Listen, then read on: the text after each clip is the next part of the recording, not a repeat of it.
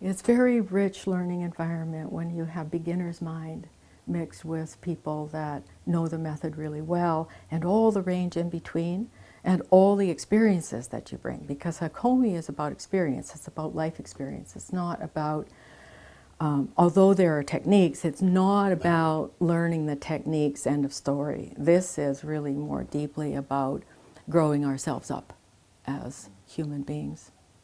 And we all are old enough to have had, you know, a long history, a long enough history to appreciate the complexities, some of the complexities of life. And so in this kind of environment, I invite you, the fullness of who you are, to come here. You know, don't limit yourself to something that might look like psychotherapy, or something that might look like, you know, a little too one-dimensional. This is a very deeply human experience, and is why I love the method. You know, we teach it experientially. There's no way I can control what you're going to learn today. There's no way I can even predict what's going to be meaningful for you today. It's going to be the interactions, it's going to be, you know, someone says something, it's going to be some kind of experience. I'm sure you're all going to have those. I trust that really deeply, but we all head into this, we all head into today and tomorrow with this sense of, I don't really know what's going to happen. But some of you who know me know that I like to be prepared. I'm usually quite prepared with my notes and a structure and so on. And so the irony today was what was going through my mind, because I've been working with Ron's materials and his handbook a lot, is one of the things he said was, learn the simple things and learn them to perfection. And so as Lolo upstairs says, it's the same old thing over and over again. And so I got up this morning and I had 3 lines written down. That was my plan for the day.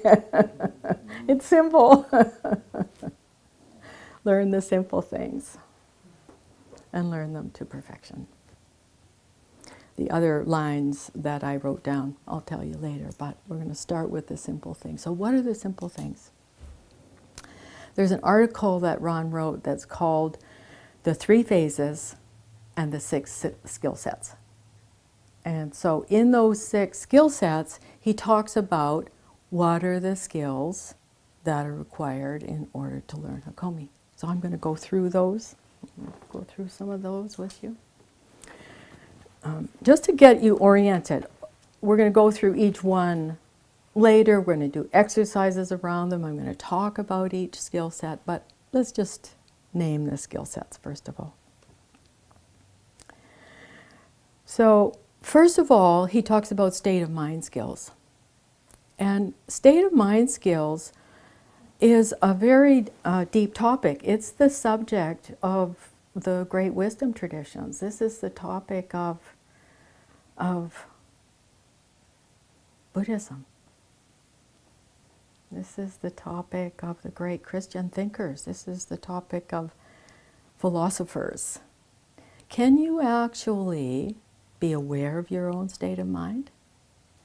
And do you have the facility to adjust your state of mind? And can you modulate your state of mind to another? And can you actually help another modulate, because you can stay calm, and you can stay joyful, and you can stay present. And those skills are, we have to practice those, because we often have other states of mind. Our normal states of mind are conversational, our normal states of mind are judgmental,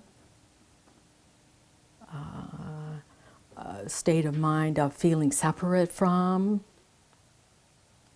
isolated, lonely, worried, angry. all sorts of, we have this huge range as humans. But when we come into a therapeutic environment, then we have to have a deep container for everything that we are, every part of ourselves in containment, so that we can be calm and present and alive for the other. So that's a deep topic, and we practice those. We practice mindfulness, we practice loving presence, we practice not knowing. I encourage you over and over again, you can't know what's happening. You have to enter a therapeutic alliance not knowing what's going to happen. So we'll practice state of mind skills. The second skill set that we have to practice is relational skills. Do you actually like your species?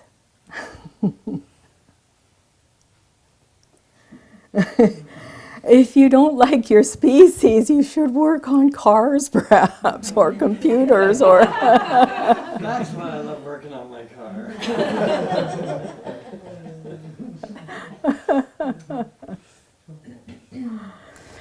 Or, in this moment, in this relationship, do you like this person? Or can you find, if you don't like them, can you find something that inspires you? Can you find something that you can, that can make you want to be with them? Or do you have a habit of detachment? And so Ron really felt that it was the quality of your state of mind and the quality with which you enter relationship that has a much greater effect than the technique you use. And so some of the skills that we practice in that are contact statements, loving presence, modulating our own, facial features. If I'm sitting in front of you and I'm like this, you're maybe going to get worried about, what I'm thinking or something. Like, can you actually be aware of your own face? Can you be aware of your own, the looks on your face? Like sometimes I look at I see a little clip of video or something of myself, and I can have a very serious face. And I have to be aware of that. I remember Ron very early said, "What's that face?" And I was watching someone do a very deep piece of work, and I was worried about her. And I was new to the method, so I had this worried look, and he just, what's that face? So I told him, "Oh." But it's like that kind of thing, like if I say, if I say to you, "What's that face?" Are you aware of the face that you present to the world? Are you aware of the face that you present to a person who comes in front of you? Because it will have an effect. And that's all to do with relationship. Another set of skills are observational skills. And in Hakomi, the key to observational skills is your ability to control your attention. So your attention needs to be sharpened so that it stays in the present moment. You can't let it wander. So if I'm working with you, Ingelisa, and you start to tell me about your mother and your childhood and so on, I may be like interested in what you're telling me, but what's important for me is to watch exactly what's going on in the present moment. What is happening to you? What are the signs and signals that you're giving me? And of two particular things. So you want to be able to track in the present moment the passing of present moment experience. All the things that are signals that we're alive. Nodding of the head, breathing, color of the skin, the sounds of the voices, the emotions as they come and go, and so on. All of those are signs of present moment, and we need to be able to do something with that. And on another level, so you're observing on multiple levels, on another level, you're also observing the deeper, more enduring qualities, the signs of the deeper structures. Ron called them indicators. And we have to train ourselves to watch for those deeper structures, the signs and signals of those deeper structures, because that's where you're going to start to go deeper with a person. That's where you're going to begin to uncover the habits of thinking, the habits of being in the world, the habits of thinking about the world that create suffering, that create unnecessary suffering. And that's the whole purpose. So your observational skills have to be sort of multi-leveled.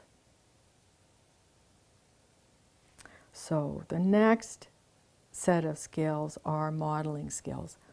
And what Ron says about modeling skills is that if I'm working with Fernando, if I'm working with anyone, I have to be able to set aside my own conditioning enough that I can imagine your world.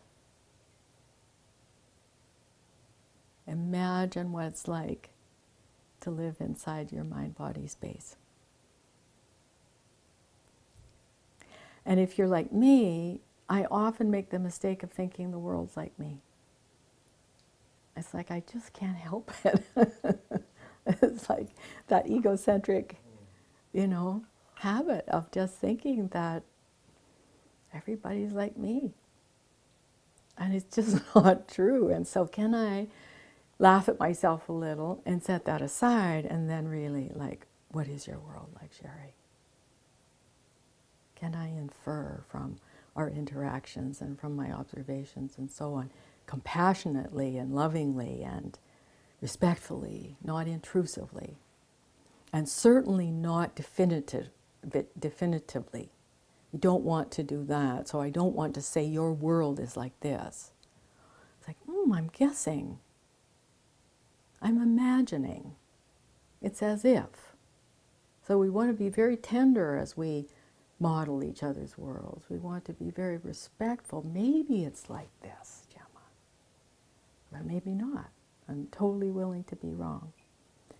So those are what Ron called modeling skills, and it's based on your observational skills. Then there's a whole set of skills called experimental skills. And those experimental skills means that you have to be able to set up mindfulness. You have to teach your client about mindfulness. You have to be able to set up mindfulness. You have to be able to track whether a person is in mindfulness and is able to stay in mindfulness. You have to have a very good hypothesis or observation, one or the other, about what you're watching in order to design an experiment. And then you have to be able to pick up the results of the experiment and creatively redesign so that you have another experiment.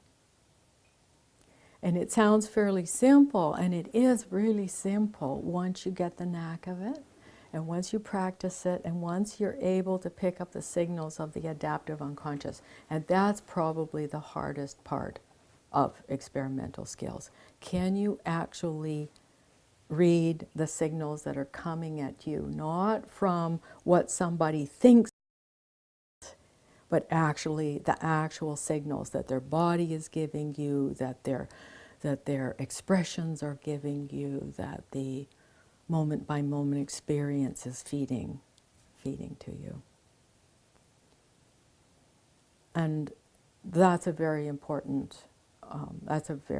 set of skills. We work on that a lot. We want to be very fluid, as you know, for those of you who have been with me for a while. I want you to move fluidly through verbal experiments, into the non-verbal experiments, into the experiments in the imaginal realm, and have a kind of creative fluency with all of those realms, a comfort, really a deep comfort. Oh, I see something physical. let's try something physical. But if that person is not willing to do a physical experiment and you get that sense, okay, turn it. Just turn it like in a moment to a verbal experiment.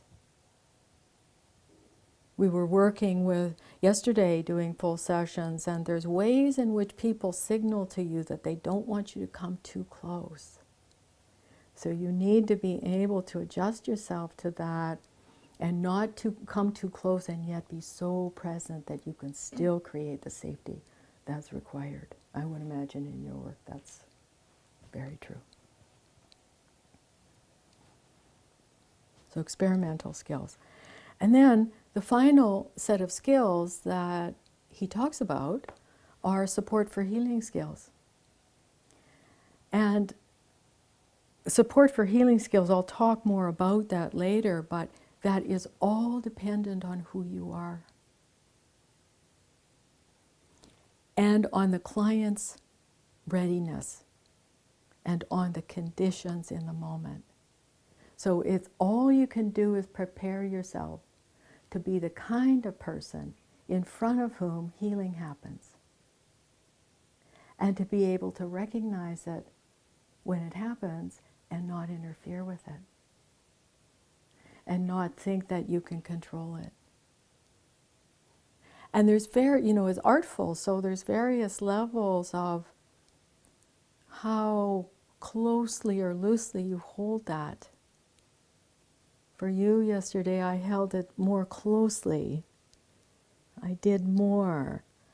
For someone else, I did a little less. And you need to be able to modulate yourself in that way so that you are not controlling and yet you are present and skillful as you make those finer adjustments.